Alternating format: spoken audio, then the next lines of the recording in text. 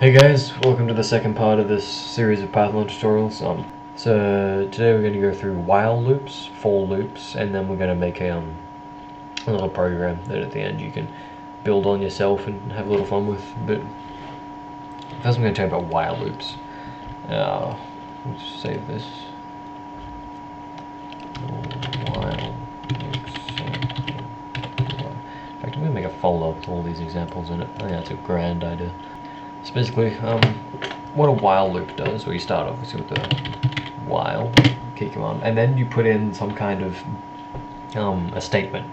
And as long as this statement is true, the while loop will continue to loop. So for this program, it's going to be very simple. We're going to make a variable called x equals 0.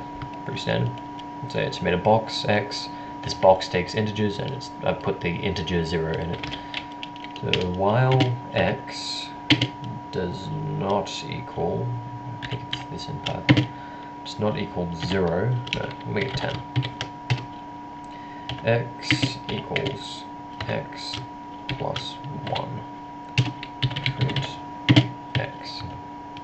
Okay, so what this program does is, as we've already covered it, makes a variable called x, whacks 0 in that box that we called x, and then while x is not equal to 10, so while this statement here is true, it does this. When it gets to the end of this, it'll loop back, and it'll keep on looping through this and doing this code while this statement is true. So as soon as x equals 10, then it'll terminate. So it'll go through, it'll say, okay, x is not 10. Then x is going to equal what it is at the moment plus 1. So it'll go to 1, then it'll print 1. Go back through, x will be 1, it'll go 1 plus 1, 2, so you can see as we run it.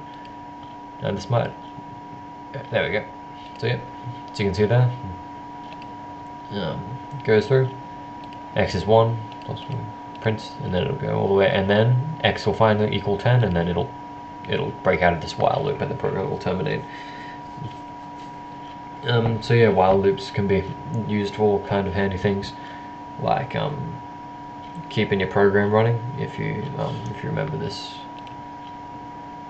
program that we made. So yeah, basically it's while true, and then it'll loop through and it'll keep on doing this because it basically goes.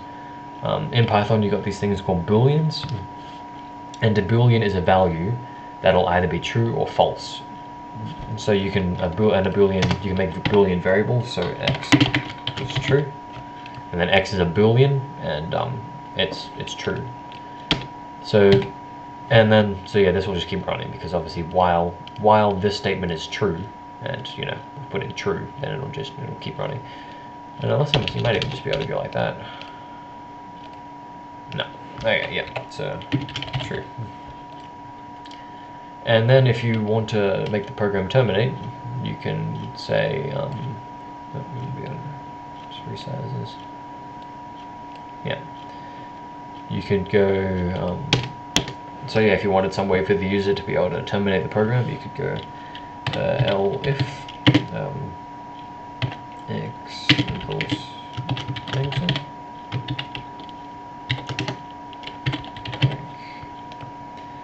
And this is the break command, and basically the break command, as you may have guessed, will break you out of any loops that you're in. And so yeah, if I've coded this right, just like that. So yeah, so we run this. We can go to Tom, Jax, and then exit, and yeah, it terminates the program. So yeah, while loops you can use for all kind of things. So then you got these things called for loops, and they're for basically when you want to iterate, as in loop through an object. And also very useful if you want to run a while loop a certain amount of times. So how you do these, I'll just start off by making a variable x, no I won't. You start off with the keyword for, as you may have guessed. And then you have to create a variable name. It's convention that it's I. You go for I in range 5. Just show what this does and I'll explain it. Okay. So you got the for command, and then you got this variable that you've created. Like I said, it's usually I, and then range 5. Now range 5 basically just creates a range of numbers from 0 to whatever you put in brackets, which is 5. So it'll be 0, 1, 2, 3, 4. And with the for loops, whenever it iterates through one loop, it increases the value of I by 1. And so what this is basically doing is it's going for I, so you've declared what you're calling this, and then in this list of numbers from 0 to 5, just including 5,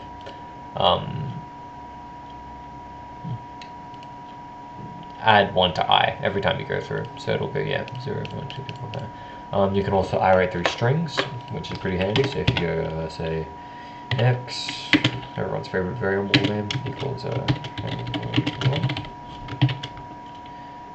in x and print I, it'll just iterate through this one character at a time. And I will be equal to whatever character it's on that loop. It may not make a lot of sense now. I don't think I've explained it overly well. But yeah, if you really don't get it, just leave something in the comments and I'll address it in the next video. But yeah, it's something you'll pick up pretty easy and something that you can use a lot in programming.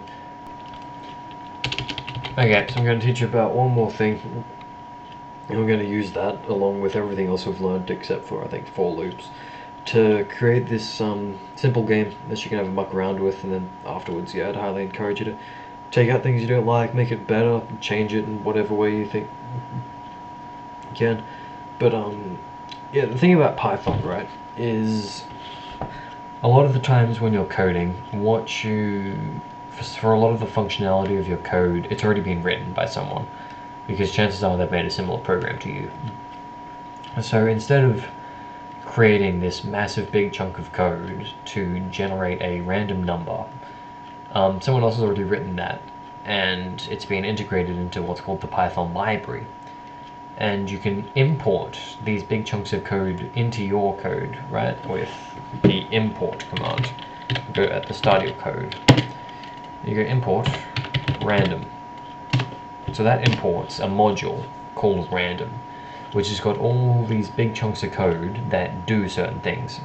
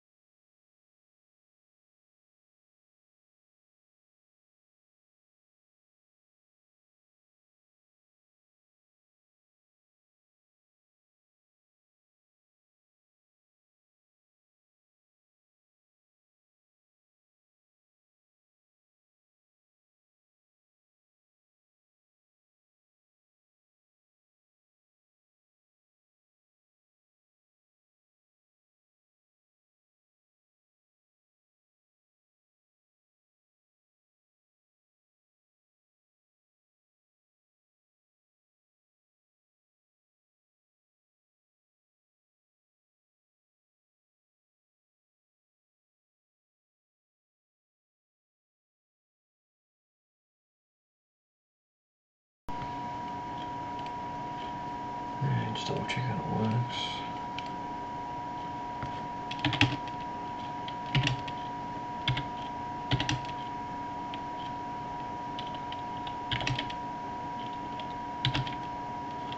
Cool. Okay. So yeah, this is a very simple game. Basically, it's got one big giant while loop. Well, first we import the package random, and then it's got this while loop that covers all of this. So basically, everything in here will just go round and round and round and round and round and round. while true, which is all the time. And so firstly, we can make this variable called answer, and we put a random integer between 0 and 10 in this box that we made that has a big label on it called answer. So whenever we call answer, it's going to be referring to whatever we put in it, which is this random integer. And then after we've got this, we go another while true, so it'll loop through this, and then it'll go, it'll take input from the user. Now notice we didn't do raw input. There's a good reason for that, because input, when you put it in, it'll take like literally what you input and put it into the code. So if you put in 80, it'll take 80 as an integer and it'll put it into the code. If you put in, say, this, it would not work because it would treat it as a variable. You'd need to put in this. If we do raw input, raw, then if we were to put in, say, 80, it would treat it as a string, so like 80. Our program wouldn't work. So, yep, it gets input from the user, asking it please type a number here. Might make that a bit neater. And then if this number that we got from the user is lower than answer, then you print need to go higher. Else if it's higher than user, higher than answer, you print needs to go lower. And also if it's spot on, it prints this. And I think we can add a break in there to go back up to our there.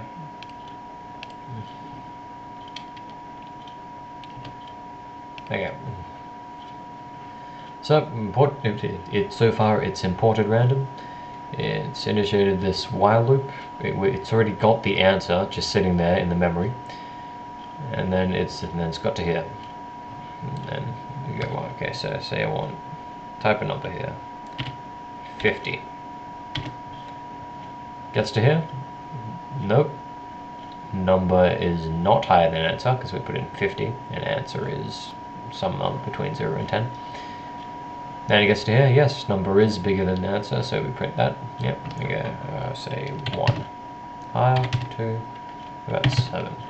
Higher, still 9, 10. Yeah, got it like a boss. And then there'll be a new answer because it's gone back. It's done this. See, if we didn't have this break, then we could just print 10, 10, 10, and it would be the same thing every time because it would just be looping through here. But since we've gone to break, we've gone back to the original one, and then it gives us a new answer to go. So you probably type in some, please type the number here, between 0 and 50. Move that to here. And we've got ourselves a game.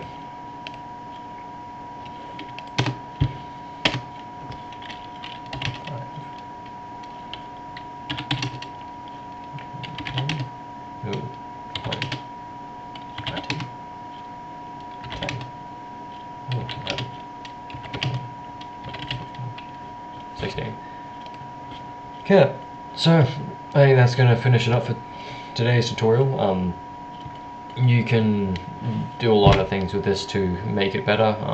Some suggestions, maybe what happens if we put in, say, crappy data. Yep, it'll error. So you can fix it so it'll be error resistant. You could say add a high score. You could, if you're feeling really smart, make it so the user can say what the number is between. But yeah, there's a whole bunch of things you can do with that and be creative. And let us know in the comments if you've got any problems with anything you're trying to do to it. I'll help you out if I can, or if you didn't understand anything in the tutorial, please tell me so I can clear it up.